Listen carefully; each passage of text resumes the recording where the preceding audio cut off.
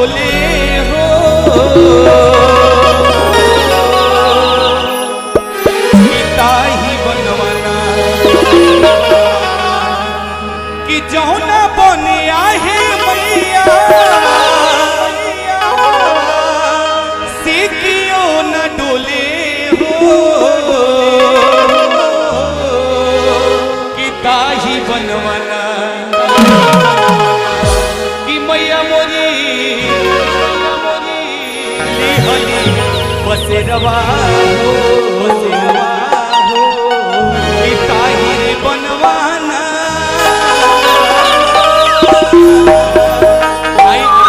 Rhythm के साथ और मीठा मीठा ताली लगा के हमनी के सबके हो माई के मनावल जाए। बड़ी भाग्य हमनी के बा कि माई के गीत गावे और सुनावे रउआ सब लोग के साथ आवे के मौका मिलल बा। सबके हो मीठा मीठा ताली लगा के और माई के गीत गाई कहे के बा कैसे कि जौना बने आहे मैया जौना बने आहे मैया सिकियो न डोले हो कि ताही बनवाना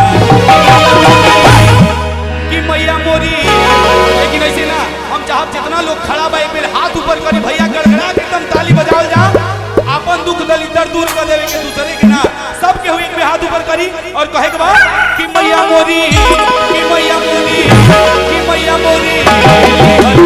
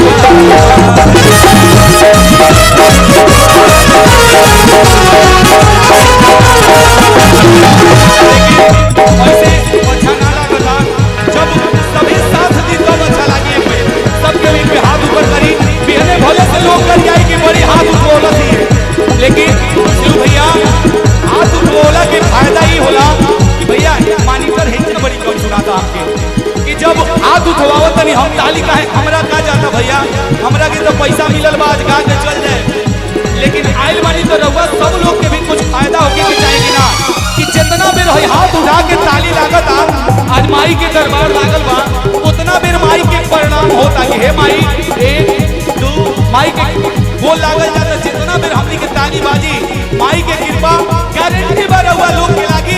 एक बेर सबके हाथ ऊपर करी छते पर से बना लोग बा हो भैया सबके हाथ ऊपर करी और कहे के बा कैसे भगत की आँख भेली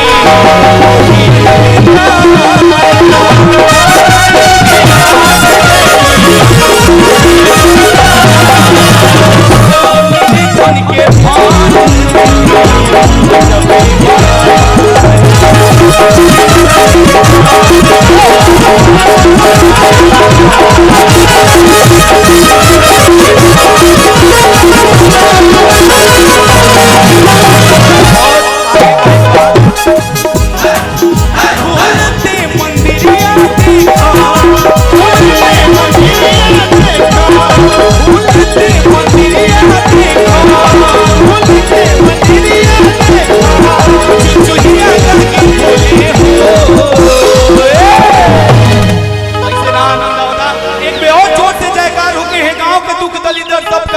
बगल वाला रोडे पे चल जा। बोला बोला दुर्गा माता की, सच्चे दरबार की। वाह भैया, एक केरवनिया गांव में हमरे मामा के घर बा। हमरे मामा के घर एक केरवनिया में है। नाम बड़ी सुनले बानी केरवनिया के लोग के। एजा के लोग में एक लोग में इतना दम बा। राजकुमार भाई बड़ी अच्छा रिकॉर्डिंग आप करते हैं और रंजेश भाई कैमरा पे बड़ी अच्छा सबके सपोर्ट मिलेला है। गुप्ता परिवार के सबसे ज्यादा सपोर्ट मिलेला काहे कि हर टाइम अब तो हमने क्या हो चुनाव वाला कार्यक्रम में भैया से मिलने रहने के, तो हम चाहब कि एक बेर सबे हमरा साथे गाई। आज ये मौका बार बार ना मिली। आज हमनी के गा के चल जातनी के ई हम गारंटी देतनी कि अगर माई के हमनी के गीत गावतनी जा तो कबो कुछ बुरा ना हुई। ई चीज के 100% गारंटी बा। तो हम चाहब कि भजन होता सब मीठा मीठा ताली सबे लगाई और एक पे और ना हाथ ना ऊपर करे जा, ताली लगाई जा। खाली कहे बा कि खुलते मंदिरिया देखो, खुलते मंदिरिया देखो, चुचुहिया